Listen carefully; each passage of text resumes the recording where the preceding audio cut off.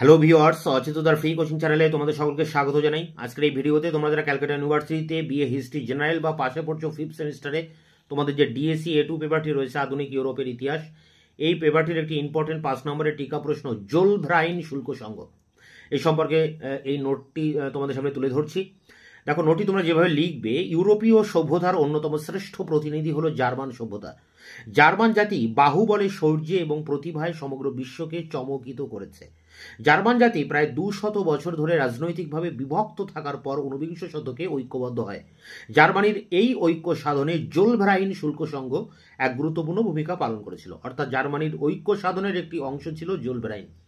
এই জার্মানির প্রায় 39টি রাজ্যে আলাদা আলাদা শুল্ক ছিল। জোলভ্রাইন শুল্ক সংঘ স্থাপন করে সমগ্র জার্মানিতে একটি শুল্ক নীতির অধীনে আনা হয়। ফলে জার্মানি অর্থনৈতিকভাবে কিন্তু ঐক্যবদ্ধ হয়েছিল, যা রাজনৈতিক ঐক্যকে ত্বরান্বিত করে। প্যারা করে দেখো, জার্মানির রাজনৈতিক ঐক্য ব্যাহত হলেও জার্মানিতে অর্থনৈতিক ঐক্যের কাজ অনেক দূর এগিয়ে যায়।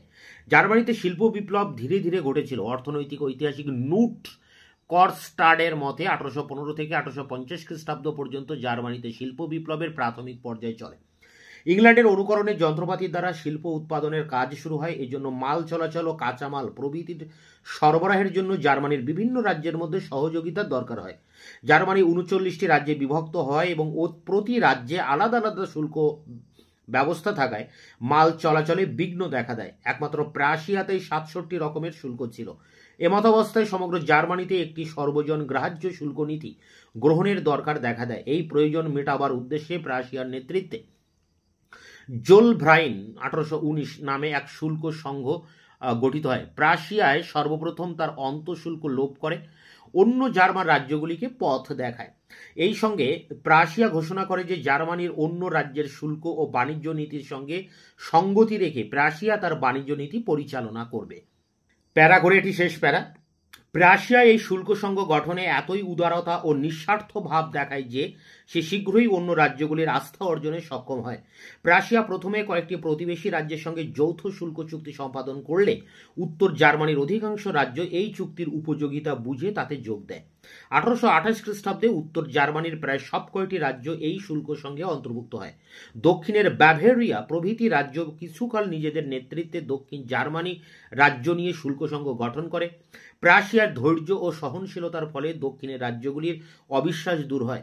প্রথমে 18 সদস্য নিয়ে জোলভ্রাইন শুল্ক সংঘ গঠিত হলেও 1834 খ্রিস্টাব্দে জার্মানির প্রায় সকল রাজ্য প্রাশিয়ার নেতৃত্বে যোগ দেয়।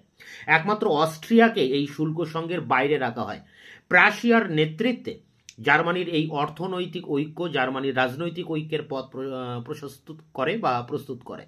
ঐতিহাসিক কেটে লবির মতে জার্মানির অর্থনৈতিক ঐক্য তার রাজনৈতিক ঐক্যের পথ প্রস্তুত করে। জার্মান জাতি অস্ট্রিয়ার নেতৃত্বে দীর্ঘকাল অভ্যস্ত হলেও জোলভ্রাইনের প্রভাবে প্রাশিয়ার নেতৃত্ব গ্রহণে শীঘ্রই অভ্যস্ত হয়। জার্মান বুর্জুয়া শ্রেণী জোলভ্রাইনের উপযোগিতা দেখে এক ধাপ এগিয়ে জার্মানির রাজনৈতিক ঐক্যের জন্য সচেষ্ট হয়। এই ছিল জোলভ্রাইন শুল্ক সংঘের উপরে 5 নম্বরের টিকা প্রশ্নের উত্তর। এটি সংগ্রহ করে পরীক্ষার প্রস্তুতি নাও। দেখা হচ্ছে অন্য কোনো ভিডিও ক্লাসে। ততক্ষণে চ্যানেলকে সাবস্ক্রাইব করে রাখবে। ভিডিওটি ভালো লাগলে অবশ্যই একটা লাইক দেবে এবং বন্ধুদের কাছে শেয়ার করবে।